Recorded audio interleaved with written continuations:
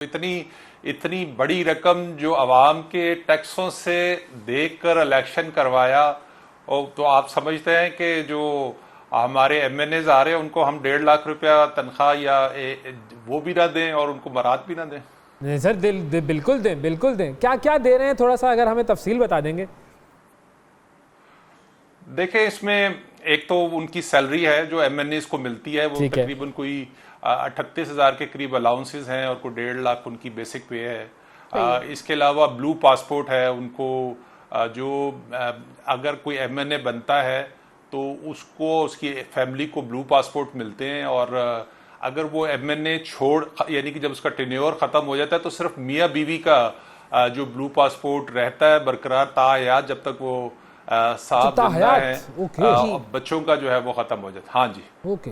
और इसके अलावा तमाम सरकारी हॉस्पिटल में उनका मेडिकल फ्री है, और बहुत सारी फैसिलिटीज है। आपको पता है कि जो इलेक्शन है वो मरात याफ्ता, ये वैसे ही मरात याफ्ता तबका है, और जब ये आएगा जिन्होंने करोड़ों अरबों के तरक्याती फंड्स जो है वो लेने हैं, उनके लिए तो ये बहुत पीनट है। लेकिन उसके बावजूद हमने देखा है कि हर असम्बली में जो अरकान असम्बली हैं वो कोशिश करते हैं कि किसी ना किसी तरीके से उनकी मरात में इजाफा हो जाए। अभी एक काबिल जिक्र इदारा है जो पार्लिमानी सियासत के ऊपर अपनी रिपोर्ट जारी करता है। उसकी एक रिपोर्ट अगर आप 2000 ये जो 15वीं जो गुज़िश्ता असम्बली थी उसकी आप रिपोर्ट पढ़े तो आप दांतों तले अपनी उंगलियां जो है वो दबा लेंगे कि इस पार्लिमानी साल 130 दिन का होता है जी, और पिछली असम्बली ने कोई पार्लिमानी साल मुकम्मल ही नहीं किया, सिर्फ 452 इजलास उन्होंने किए, और अक्सर इजलास कोरम पूरा ना होने की वजह से खत्म कर दिए गए। कोई मेरा ख्याल है कोई 1245 घंटे जो है वो सिर्फ ये 5 साल में ये असम्बली रही है, और 249 फी साल के हिसाब से बनते हैं। अच्छा। और 50% ऐसा एजेंडा है जो नामुकम्मल ही रहा है, यानी कि वो इजलास में जो एजेंडा लाया जाता था और अरकान असम्बली होते नहीं थे, कोरम पूरा नहीं होता था, और जो जिसकी वजह से वो नामुकम्मल रहता। और आपको मैं एक बात बताऊं कि 50 ऐसे खुशकिस्मत अरकान असम्बली हैं जिन्होंने 1 मिनट से भी कम जो है वो असम्बली के अंदर गुफ्तगू की है। अच्छा, तो इस तरह की पार्लियामेंट, इस तरह के लोग फिर ये कहते हैं कि पार्लियामेंट की कोई तौकीर नहीं है, पार्लियामेंट पर दूसरे इदारे हावी हैं। इन लोगों ने खुद जो है बेतौकीर कर दिया है अपनी पार्लियामेंट को।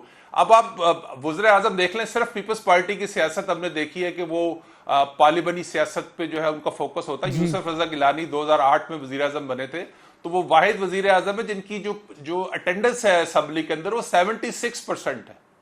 और जो सबसे पॉपुलर अपने आप को क्लेम करते हैं इमरान खान, उनकी परसेंटेज सबसे कम है, 11% वो पार्लियामेंट में जो है वो तशरीफ लाए हैं।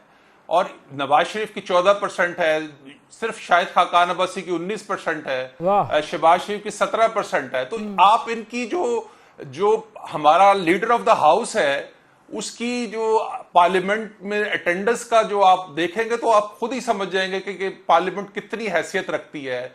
ये अवाम के वोटों के लिए, अवाम से वोट लेके आते हैं कि हम अवाम की खिदमत करने के लिए पार्लियामेंट में जा रहे हैं, लेकिन जब ये पार्लियामेंट में आते हैं तो ये सिर्फ अपनी खिदमत पे इनका फोकस होता है। इनका फोकस होता है कि इनके काम हो जाएं, इनका फोकस होता है कि इनके जो तरक्याती फंड्स हैं वो उनको कैसे मिले, इनका फोकस होता है कि इनको नौकरियां जो हैं वो कैसे लोगों को दिलवा सके। तो इनका फोकस अवाम रही नहीं है। कभी आपने देखा है कि पार्लियामेंट के अंदर कोई ऐसी फ्रूटफुल डिबेट हुई हो जिसका फायदा आवाम तक पहुंचा हो? नहीं सर, इनको तो ये नहीं पता होता कि जो बिल असेंबली में लाया जा रहा है, नाराबाजी और ये चीजें नजर आएंगी। बिल्कुल, बहुत शुक्रिया अदा करेंगे जी। जनाब आदिल साहब हमारे साथ मौजूद थे, डायरेक्टर बता रहे थे कि भाई अलाउंसेस क्या क्या हैं और उसके एवज काम क्या क्या होता है। जी वाजिद जी, आप अपनी अदाओं पे जरा गौर करें, हम अगर कुछ अर्ज करेंगे तो शिकायत होगी।